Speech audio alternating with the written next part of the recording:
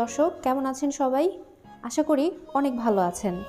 BD কিচেনের আরেকটা পর্ব দেখার জন্য আপনাদের আমন্ত্রণ জানাচ্ছি। আজকে আপনাদেরকে করে দেখাবো ডিমের কাবাব।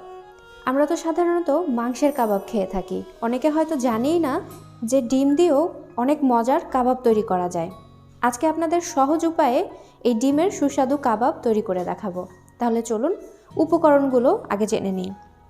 আমি এখানে সেদ্ধ করা 3টা ডিম নিয়েছি, আর 2টা আলু নিয়েছি, আর এখানে 4-5টা কাঁচামরিচ একদম মিহি কুচি করে নিয়েছি, 2 টেবিল চামচের মতো ধনেপাতা, সাথে আপনারা চাইলে পুদিনা পাতাও অ্যাড করতে পারেন। 3টা ছোট সাইজের পেঁয়াজ একদম মিহি কুচি করে নিয়েছি। আর মশলার মধ্যে নিয়েছি 1 চা চামচ মরিচের গুঁড়া, 1/2 চা চামচ জিরার গুঁড়া, 1/2 চা চামচ ধনে গুঁড়া, 1/2 চা চামচ হলুদের গুঁড়া, স্বাদ মতো লবণ, আর 1/2 চা চামচ গরম মশলার গুঁড়া। আর বাইন্ডিংয়ের জন্য আমি নিয়েছি আধা কাপ ব্রেড ক্রাম্ব।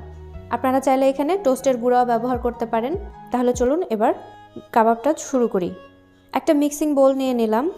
এখন এরকম একটা গ্রেটারের সাহায্যে আমরা সব কিছু একসাথে গ্রেট করে নেব।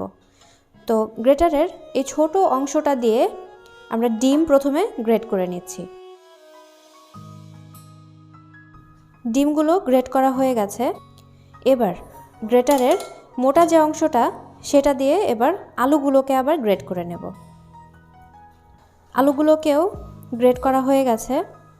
এখন উপকরণগুলো মিশিয়ে নিচ্ছি। শুকনো মশলাগুলো সব দিয়ে দিচ্ছি। 1 চা চামচ আদা রসুনের পেস্ট, পেঁয়াজ, কাঁচামরিচ এবং ধনেপাতা 3টা একসাথে আলাদাভাবে একটু চটকে নরম করে নিচ্ছি। এই কাজটা লবণ দিয়ে করতে যাবেন না, তাহলে অনেকটা পানি ছেড়ে দেবে।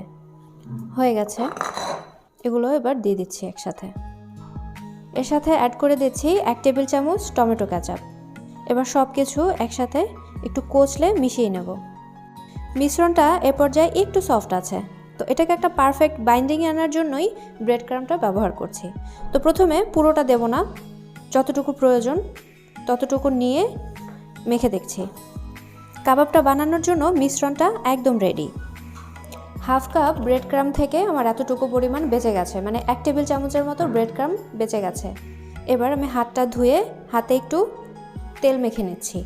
হাতে সামান্য পরিমাণে তেল মেখে নিয়েছি, সেই সাথে পাশে আমি একটা ডিম সামান্য একটু লবণ দিয়ে ফেটে নিয়েছি।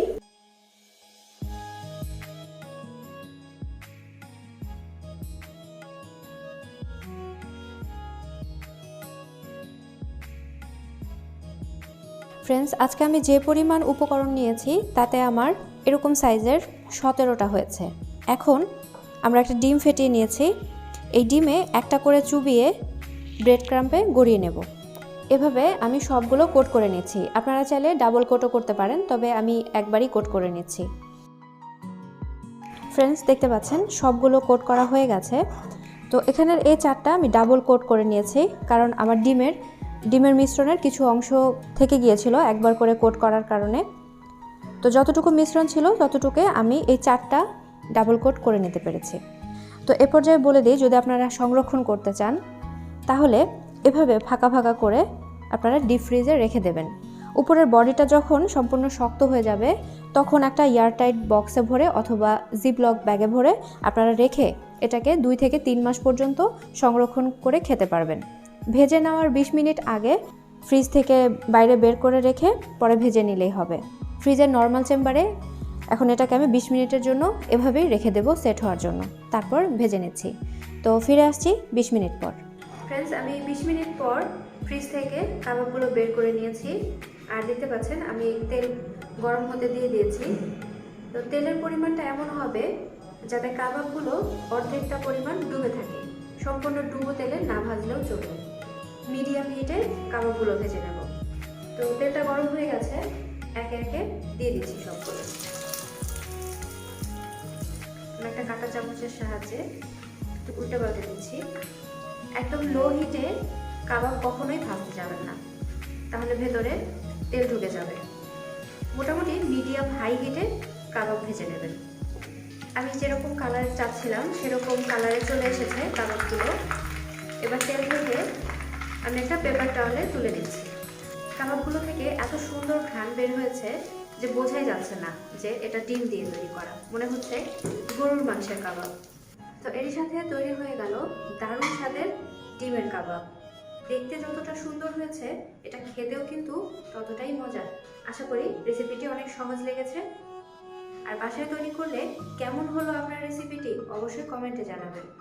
তো পরবর্তীতে এরকম আরও মজার মজার ভিডিও পেতে চ্যানেলটি সাবস্ক্রাইব করে আমাদের পাশেই থাকবেন। খুব বেশি ভালো থাকবেন।